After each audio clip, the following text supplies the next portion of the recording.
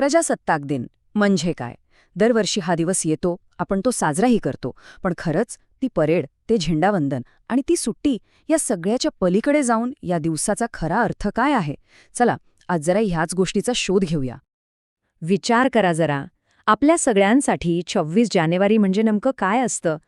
फक्त कॅलेंडरवरची एक लाल रंगाची तारीख? की अरे वाह, सुट्टी मिळाली, आता आरामात उठू, अशी एक संधी?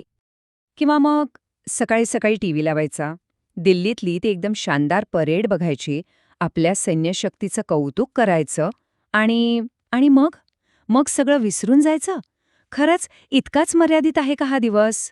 की ह्या सगळ्याच्याही पलीकडे जाऊन एक नागरिक म्हणून आपल्या जबाबदाऱ्या काय आहेत ह्यावर विचार करण्याचा, स्वतःच्या आत डोकावून पाहण्याचा आणि स्वतःलाच एक खूप महत्वाचा प्रश्न विचारण्याचा हा दिवस आहे. चला तर मग बघूया या सुट्टीच्या आणि त्या समारंभाच्या पलीकडे या दिवसाचं खरं महत्त्व दडलंय तरी कशात. 26 जानेवारी 1950 ही फक्त एक तारीख नाहीये, हा एक ऐतिहासिक क्षण आहे. हा तो दिवस आहे ज्या दिवशी भारताने परकीय कायदे बाजूला सारले आणि स्वतःच्या संविधानाला आपल्या नियमांना स्वीकारलं. आणि खऱ्या अर्थाने तेव्हापासून भारताचा कारभार भारतीयांच्या हातात आला. आणि याच संविधानाने आपल्याला एक नवी ओळख दिली. कोण आहोत आपण? आपण एक लोकशाही आहोत, म्हणजे लोकांचं राज्य. सार्वभौम आहोत, म्हणजे आपले निर्णय आपणच घेणार, कोणी बाहेरचा नाही. समाजवादी आहोत, म्हणजे सर्वांना समान संधी मिळायला हवी. धर्मनिरपेक्ष आहोत, म्हणजे देशासाठी कोणताही एक धर्म मोठा नाही.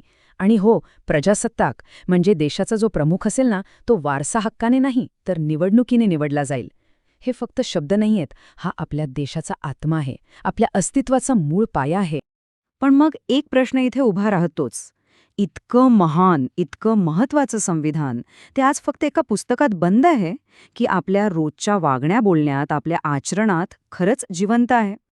आणि याचबद्दल संविधानाचे शिल्पकार डॉक्टर बाबासाहेब आंबेडकर यांनी आपल्याला एक खूप महत्वाचा इशारा दिला होता. संविधान कितीही चांगलं असलं तरी ते राबवणारे लोक वाईट असतील तर ते अपयशी ठरेल. बघा किती खोल अर्थ आहे या वाक्यात. बाबासाहेबांनी संविधानाची जबाबदारी फक्त सरकारवर नाही टाकली, तर ते राबवणाऱ्या लोकांवर म्हणजे आपल्या सगळ्यांवर टाकली आहे. याचा सरळ अर्थ काय होतो? तर संविधानाचं यश किंवा अपयश हे आपल्या प्रत्येकाच्या वागण्यावर अवलंबून आहे.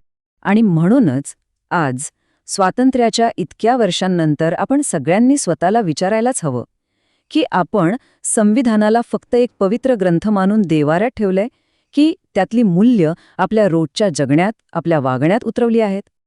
आता ह्या प्रश्नाचं उत्तर शोधायचं असेल ना, तर आपल्याला संविधानाच्या 2 महत्त्वाच्या बाजूंकडे बघावं लागेल. एक म्हणजे आपले हक्क आणि दुसरी म्हणजे आपली कर्तव्य. आपलं संविधान खूप हुशार आहे. त्याने आपल्याला एकाच नाण्याचे 2 बाजू दिल्या आहेत. एका बाजूला आहेत आपले हक्क, आपले अधिकार आणि दुसऱ्या बाजूला आहेत आपली कर्तव्य, आपल्या जबाबदाऱ्या. आता इथे बघा, हे एकदम स्पष्ट दिसते. डावीकडच्या बाजूला काय आहे?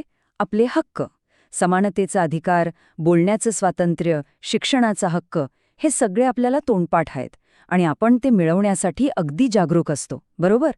आता जरा उजवीकडे बघा, आपली कर्तव्य, संविधानाचा आदर करणं, देशाची एकता टिकवणं, सार्वजनिक मालमत्तेचं रक्षण करणं, समाजात सलोखा राखणं.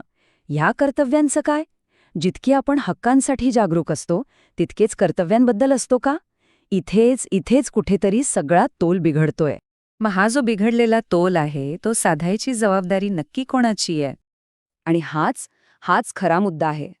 आपण आपल्या हक्कांसाठी लढतो, आवाज उठवतो आणि ते गरजेचं आहेच, त्यात काहीच वाद नाही.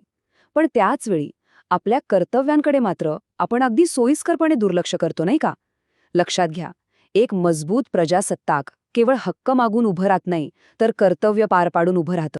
म्हणून या प्रजासत्ताक दिनी दिखाव्याच्या पलीकडे जाऊन स्वतःला विचारण्याचा खरा प्रश्न फक्त एकच आहे. आपण फक्त आपले हक्क मागणारे नागरिक बनून राहणार आहोत की आपले हक्क आणि आपली कर्तव्य यांची सांगड घालून एक जबाबदार नागरिक बनणार आहोत?